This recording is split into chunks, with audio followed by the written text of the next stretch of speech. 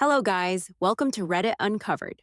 Hope you all are good, and before we jump to today's stories, don't forget to hit the like and subscribe button below. Also, let me know in the comments on which stories you guys want me to work, and the next video will be on that. Let's get started. Okay, guys, here's the first story of the day, and the title says, Am I the asshole for asking my husband to tell his mother she's no longer allowed in our house unsupervised? My mother-in-law has a long history of crossing boundaries in my home. Examples include opening my mail/packages when I'm not there, rearranging my garage without asking, and moving around my makeup, skincare, and kitchen items while she's visiting. She usually does these things when I'm not home. For context, this is not something my own parents do, and we've never set an expectation that family members can just do whatever they want in our house.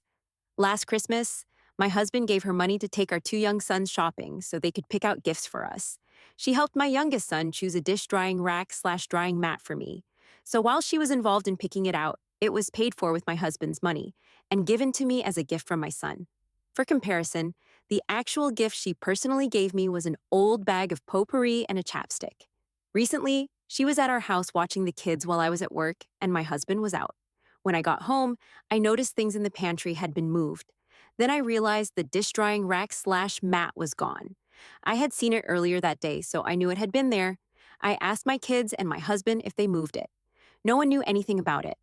At that point, I strongly suspected my mother-in-law because she has taken gifts back from people before. My husband texted her and asked if she took it. She admitted she did, saying we don't use it enough, so she took it with her. I was shocked and angry. To me, this is stealing something from my house because she decided I didn't deserve to keep my own property. My husband thinks I should just let it go and sweep it under the rug. I told him this is a serious boundary issue and I don't trust her in our home anymore. I requested she no longer be alone in our house unsupervised, but my husband thinks that what she did wasn't stealing, and I'm making a big deal over nothing. Am I the asshole? After reading the whole story, I will vote it straight as NTA, not the asshole. And this is so wrong. If you mother-in-law couldn't learn her whole life that taking things away from anyone's house when they are not present, there is wrong, then honestly, she has wasted her life. It's the basic ethics, not a rocket science to understand.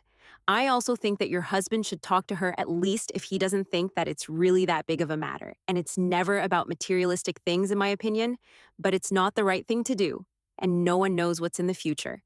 So it's better to be careful. Rest, you guys can share your opinions in the comment section, and I will move to the next story. Oh, I forgot to add this in yesterday's video, but here it is. I have been thinking about it on and off, that should I add stories from more forums such as the paranormal one, or just stick to the ones that I'm already doing? You guys can share your opinions with me by dropping the comment below, and for today I will add this one story from the paranormal board too, and let's see how it goes. Also, you guys can email your stories directly to me at your redditunconvered@gmail.com.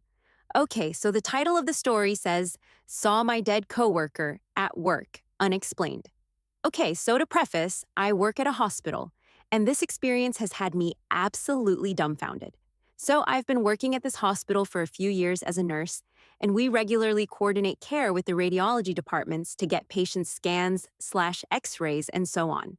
I had worked around this older coworker from radiology for a few years, and we aren't close or anything, but when I would see him, we would small talk, and he was always really kind and easygoing.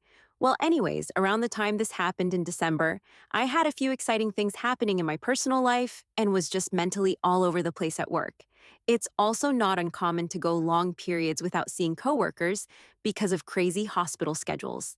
So on this day in particular, I was very busy at work and was rushing to the medication room next to where the X-ray machine is stored.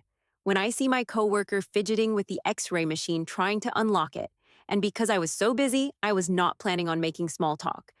I was going to just enter the med room when something told me, say hi to him. So the conversation goes exactly like this. Hi, coworker, how are you? Haven't seen you in a while. Me, hi, OP, I'm doing so good. How are you, Quartz coworker? I'm so tired, but it's okay. I go on vacation soon for a few weeks, and I'm so excited, me. And then we say, well, nice seeing you, and have a good rest of your shift, blah, blah. And I go into the med room. I was in there for maybe 2 minutes, and when I walk out, he wasn't there, and the X-ray machine was still there. This is all super important because fast forward about a month later, I am talking to another nurse on my unit, and we're talking about a doctor who had recently passed when she said, "Yeah, so sad we lost another coworker this year." I was confused as I only knew of the doctor, so I asked further, and she went on to mention a coworker from radiology died. She then describes the older coworker I make small talk with, and I am so devastated. I was under the impression he maybe passed while I was on my vacation when she drops this absolute bomb on me. She pulls up his GoFundMe/obituary that states he had actually died 4 months before in August. I start absolutely freaking out because I immediately recalled that exact encounter with him in December. I know I saw and spoke to him in December because it was right before my vacation. How could he possibly have passed away in August? So unfortunately, this coworker had a tragic and unexpected death. So heartbreaking. Just don't know what to make of this experience. Looking back on the memory of this, it just all makes sense. I hadn't seen this coworker in a while before this encounter. Something in me told me to say hi to him that day. He was fidgeting with the machine and could not unlock it/move it. I have not seen him since, obviously. I don't know what to make of this, but freaked out is an understatement. Am I the asshole for putting a lock on my bedroom door after my roommate let a guest sleep in my bed? I live with a roommate in a two-bedroom apartment. We have always had a respectful dynamic, but a few days ago, I went away for a long weekend to visit family. When I returned, I noticed my bed didn't look quite right. The pillows were arranged differently, and there was a strange sweatshirt left on my chair. When I asked about it, my roommate admitted that a friend had stayed over unexpectedly because they missed the last train home. Since I wasn't there, my roommate told the friend they could just crash in my more comfortable bed instead of using the cramped sofa in the living room. I was extremely uncomfortable with a total stranger sleeping in my bed and using my personal space without a single text to ask me first.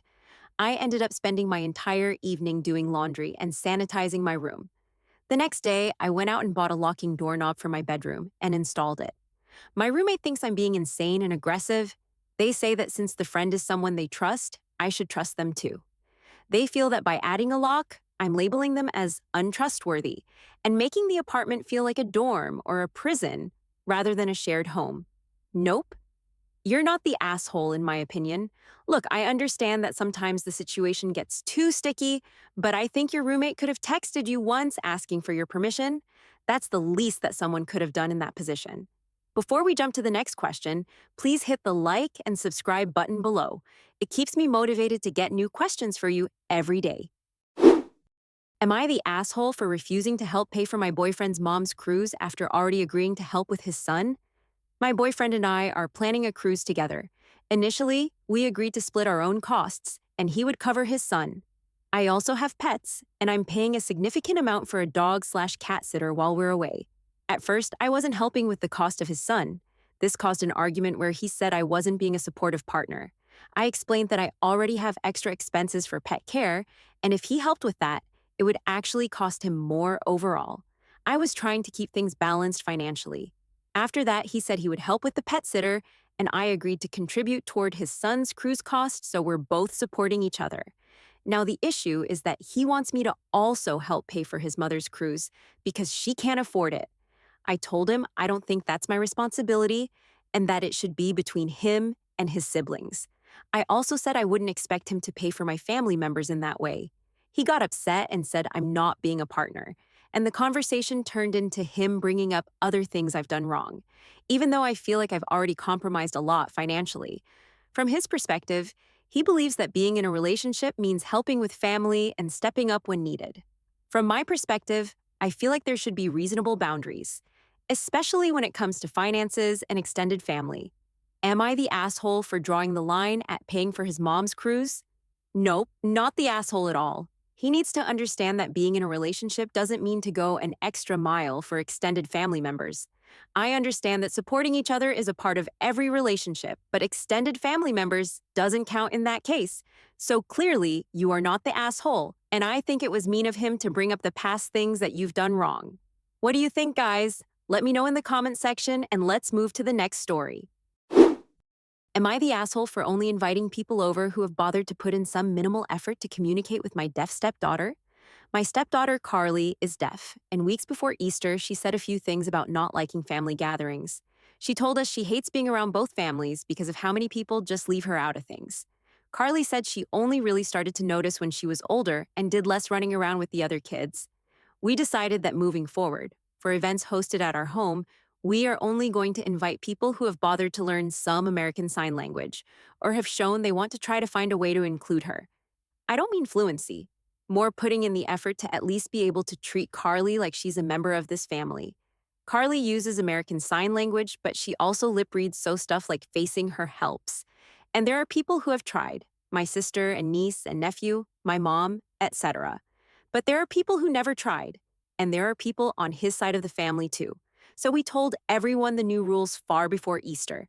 We said we are happy to host, but from now on, we want to make sure Carly's home feels like a space where she's loved and supported and where people will include her and make the effort.